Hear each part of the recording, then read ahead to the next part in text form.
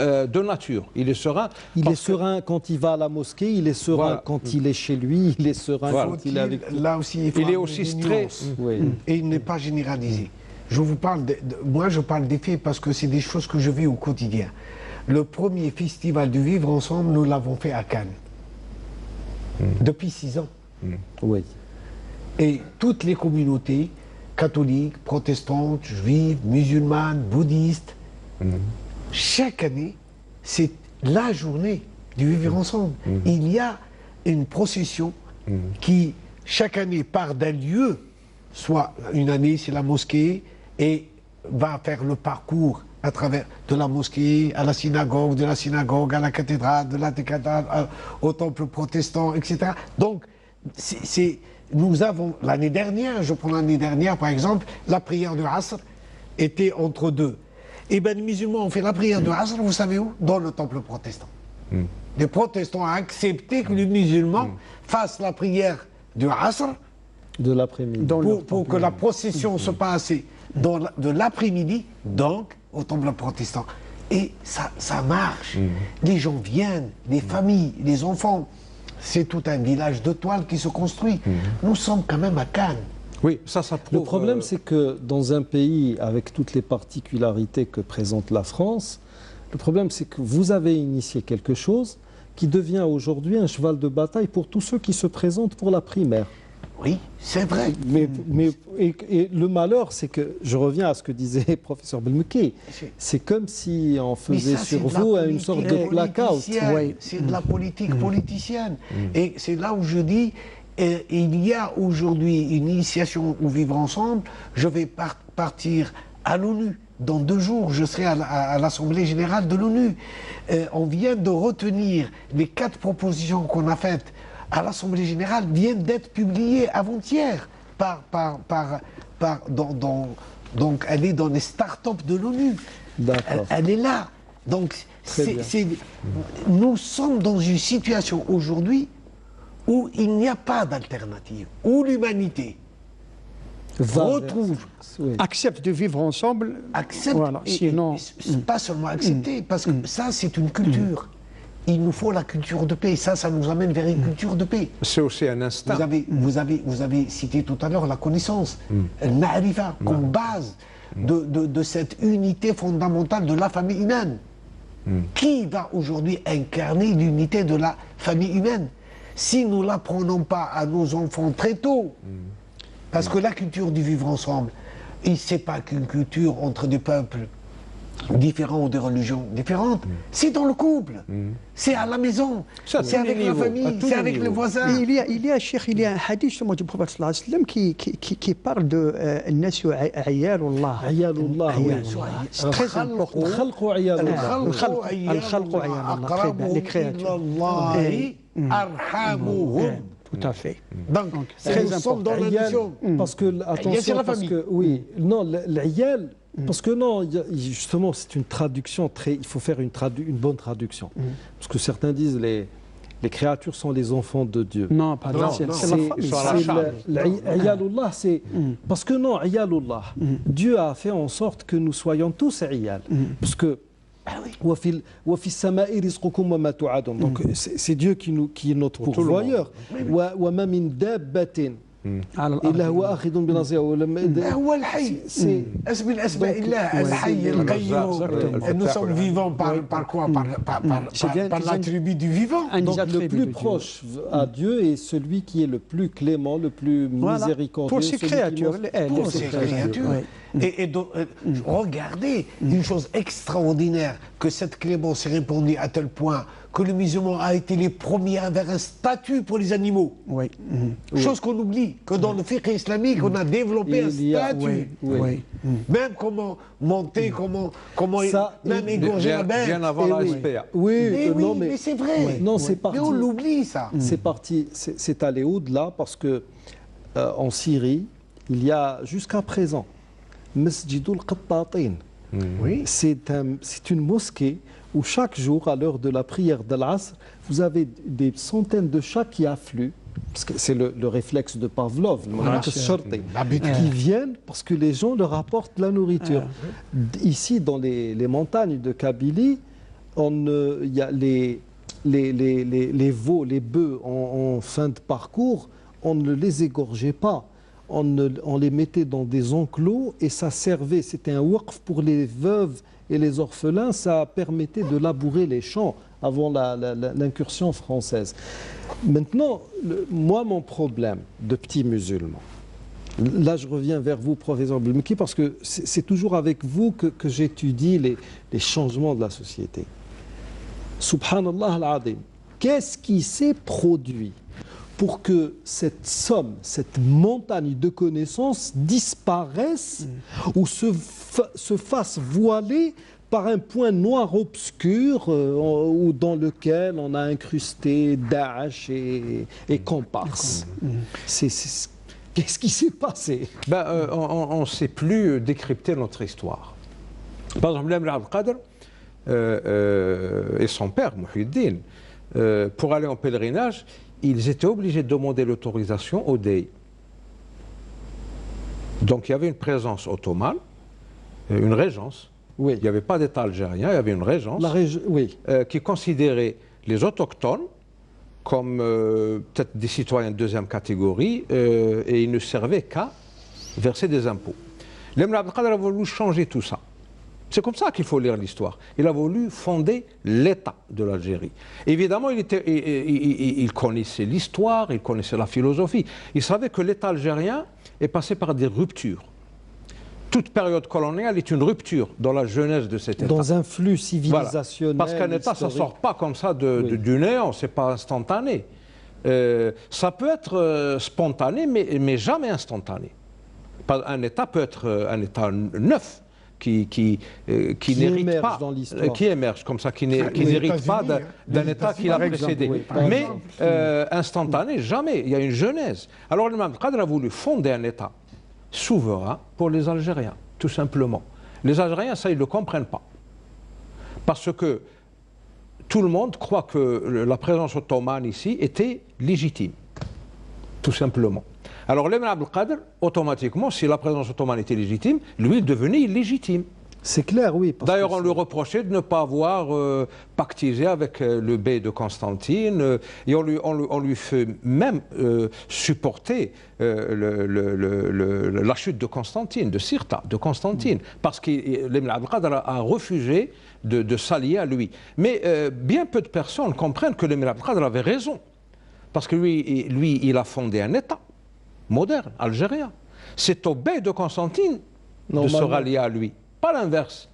Le bey de Constantine représentait le sultan au Bab el-Ali à Istanbul. Il représentait un autre État. La porte sublime. La porte sublime. Donc l'Emir Abdelkader, lui, c'est le vrai patriote. C'est le vrai homme national. Et il est apparu à une époque charnière, évidemment. Très difficile. Très difficile, évidemment. On n'est plus capable d'en faire la lecture, donc de la prendre en considération dans la genèse de l'État algérien. Oui. C'est ça la problématique qui fait que les transformations dans le monde arabo-musulman en général et en Algérie en particulier est chaotique. Parce que nous avons des atouts, nous avons des archétypes que les autres n'ont pas. Oui. Et comment on arrive Mais il doit y avoir quand même un système, une manière de faire en sorte que ces mutations ne reviennent pas. C'est très simple. Je crois qu'on en a parlé un jour dans l'émission sur l'interprétation de la philosophie de l'histoire. L'histoire ne pardonne pas. C'est clair. Les erreurs de l'histoire se payent cash. C'est ça le problème. Nous avons une référence nationale, marja'iyya, wataniya, en ce qui concerne les systèmes politiques qui sont succédés, le patrimoine religieux, la connaissance en général. Nous avons notre référence, nos sources nationales. Il faut s'y accrocher. Parce que tous les problèmes qui se posent en Algérie actuellement, ils sont consécutifs à une lutte idéologique entre des idéologies étrangères. Oui. Et c'est ça le problème. En quelque sorte, nous sommes Halabat Sira. Voilà, nous sommes un ring voilà. dans lequel on va une expérimenter. scène de... Voilà, Parce qu'actuellement, par exemple, sous peu, on aura par exemple à parler de la peine de mort. Et là, déjà, avant qu'il n'y ait un débat serein, il y a on commence à voir des voix s'élever pour traiter les autres d'agir dans une idéologie, dans je ne sais quelle logique idéologique. Et donc, justement, ça déjà, ça ne peut que perturber cette tendance à vivre ensemble, à défaut qu'elle ne soit purement entre musulmans. Elle peut être entre, je ne sais pas moi, entre Algériens. Tout récemment, j'ai reçu sur Facebook quelqu'un qui m'a posé une question disant, voilà, Shahid, est-ce qu'on peut appeler quelqu'un qui est mort pour l'Algérie ou Shahid? Oui, on l'appelle martyr, c'est le terme le plus approprié pour qualifier quelqu'un qui est mort pour une cause, tout simplement. Et donc alors, et puis...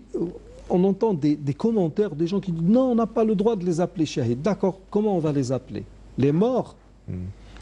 Même si un Français, il y en a qui sont morts pour l'Algérie, on leur accorde cette notion de shahid d'un point de vue, dans une logique, j'ai dit, citoyenne. Nous ne parlons pas de rétribution dans l'au-delà, parce que peut-être ces gens-là ne sont pas morts pour un idéal purement religieux, à l'image de ce que pourrait faire un musulman.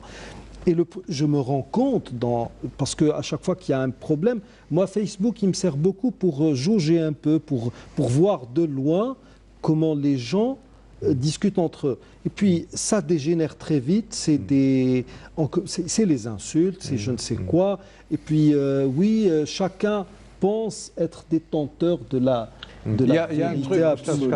Il y a un truc qui me fait vraiment peur, c'est que l'institution nationale qui est prise en otage dans ces luttes idéologiques, c'est le système éducatif, c'est l'école. Oui. Et c'est là que le bas blesse. Il y a deux tendances idéologiques opposées qui s'affrontent dans l'espace de l'école, dans l'espace scolaire. Et c'est ça le problème. Comment peut-on résoudre ça? En revenant à nos sources, à nos références, à nos archétypes nationaux, et en les injectant, en les réactivant dans l'espace scolaire. Lemn Abdel Kader, il était assez sûr de lui-même, de son acquis civilisationnel et culturel et religieux, pour avoir imaginé une école algérienne qui serait l'espace idéal pour pérenniser tout ça. Oui. C'est-à-dire qu'il n'a jamais pris, malgré son éclectisme, malgré ses dimensions internationales, malgré sa tolérance immense, il n'a jamais pris l'école pour un territoire fermé où s'affronteraient des idéologies. Mais il avait imposé son modèle à lui, avec son acquis civilisationnel, culturel, etc. C'est ces exemples-là qui doivent nous servir de guide, et on doit les faire revivre à travers des programmes scolaires adéquats, sans être influencés par des pressions étrangères, etc.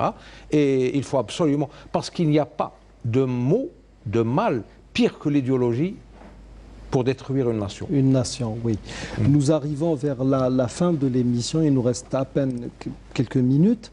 Je vois que vous avez ramené avec vous des livres. Ça, je pense que c'est déjà à la base de ce que vous êtes en train de faire, et ça vous projette aussi dans ce qui vous attend. Alors, je pense que pour peut-être donner à ce débat la hauteur qu'il mérite, c'est de finir avec quelque chose de positif. Oui. Et de dire, si sur le plan culturel, il y a de telles richesses et que nous ne savons pas les exploiter, c'est parce que peut-être qu'on a mis la charrue avant le bœuf. Oui. C'est-à-dire, aujourd'hui, l'islam, c'est quoi? Il faut aller à l'origine. Est-ce que l'islam, c'est un système politique, un système religieux, ou avant tout un message spirituel qui nourrit la conscience? Parce que l'homme, c'est quoi? C'est d'abord une conscience. Oui. Et c'est sa conscience qui fait de lui ce qu'il va être et ce qu'il va produire.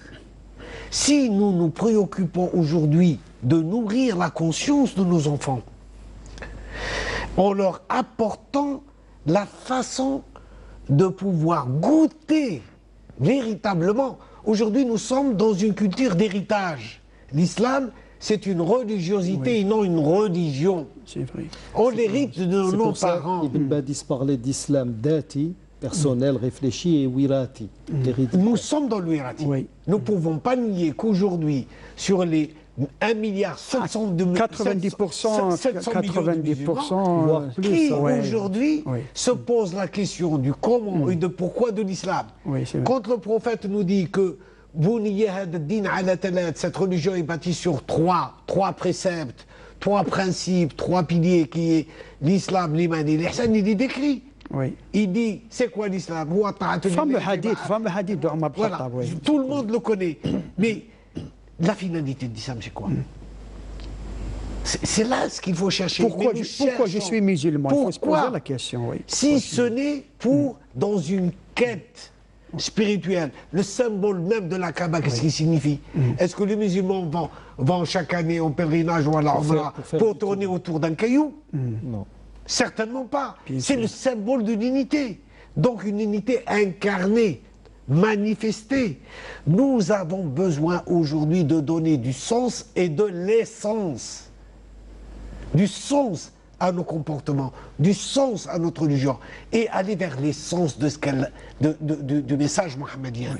Et là, ça c'est indéniable, sinon nous nous en sortirons jamais entre les idéologies, les intérêts des uns et des autres, des États, une géopolitique où nous faisons partie d'un monde, où les puissants vous manipulent que vous le vouliez ou pas. La dernière rencontre qui a été à Istanbul au mois de mai, c'était la première rencontre, rendez-vous compte, la première rencontre mondiale de première rencontre de l'humanité. Le premier, c'est écrit ici, hein, nous avons ça a été l'adoption, elle a été adoptée, ces 4 points ont été adoptés à cette rencontre internationale à Istanbul, qui a été le premier sommet de l'humanité. Pour la première fois, toutes les nations réunies reconnaissent que l'humanité est une. Parce qu'on était des humanités, on n'était pas une humanité. Malheureusement. Et le concept d'humanité est un concept philosophique, éthique. Mais comment lui donner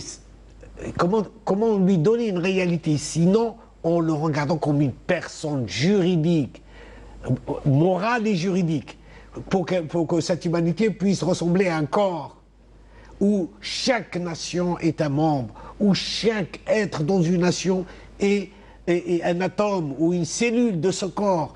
C'est cela dont on a besoin aujourd'hui, et c'est cela la notion du tawhid qu'apporte l'islam. Oui. Alors que nous, pourquoi les divergences entre nous, etc., c'est sur les ibadat. Mais il faut transporter aujourd'hui la problématique sur l'essentiel, l'essence de cette religion, le message primordial de cette religion. Il interpelle quoi? Il interpelle notre conscience, il la nourrit, il la fait grandir, pour qu'elle puisse sentir, pour qu'elle puisse regarder ce divin dans la création tout entière, le respect de la vie. C'est essentiel à apprendre à nos enfants, parce qu'ils vont vivre avec leurs frères, avec leurs sœurs, leurs voisins, à l'école. Comment respecter la vie, pour que nos enfants ne puissent pas... Ça c'est une limite. Ne jamais porter atteinte à la vie, de qui que ce soit. Oui. Et ça, c'est un impératif. Deuxièmement, la raison. Aujourd'hui, on vient, on débat n'importe quoi, on dit n'importe quoi. Facebook. Mais c'est pas parce que les gens déraisonnent qu'on va accepter cela comme une réalité. Absolument. Mais non, vous déraisonnez, messieurs. Je regrette. Vous devez raisonner. L'islam, c'est la tempérance, c'est la raison. Il n'y a rien qui est fait qui n'est pas justifié. Il n'y a rien qui n'est fait qui n'a pas un symbole. Il n'y a rien qui a été entrepris dans la charia islamique qui nous renvoie à une réalité et un concept humain. Maqsad. Maqsad. Donc, tout cela nous amène vers les comportements. Al-mu'amalat. Quels sont nos mu'amalat aujourd'hui? Nous finirons avec ce fameux hadith du prophète alayhi salatu wassalam, Dinul mu'amala, que vous le vouliez ou non. Et puis, je l'ai déjà dit, nos savants, je me souviens que lors des premiers cours, nous disaient il y a une équation. Islam naqis akhlaq yusawi sifr. Islam moins bon comportement est égal à 0. Comment cela? Vous faites du sport, je vous donne un 0. Vous apprenez 10 langues, je vous ajoute 10 zéros. Vous êtes très bon dans votre scolarité, je vous ajoute un 0. Si bien que vous allez vous retrouver avec une somme de 0. Vous avez un bon comportement, je vous mets 1. Si ce bon comportement disparaît, il y a le 1 qui disparaît, vous devenez une série de 0. Tout simplement. Dinul mu'amala. Sur ce, amis téléspectateurs, nous espérons vous avoir apporté quelque chose de beau, de bon et de bien. Et c'est sur ces beaux propos que nous terminons notre émission, avec l'espoir de vous retrouver la semaine prochaine. D'ici là, nous vous disons nastawdi'ukumullah alladhi la tadi'u wada'i'uhu. Assalamu alaykum wa rahmatullahi wa barakatuh. Merci beaucoup, Cheikh Khaled, et merci à vous, messieurs. Assalamu alaykum wa rahmatullahi wa barakatuh.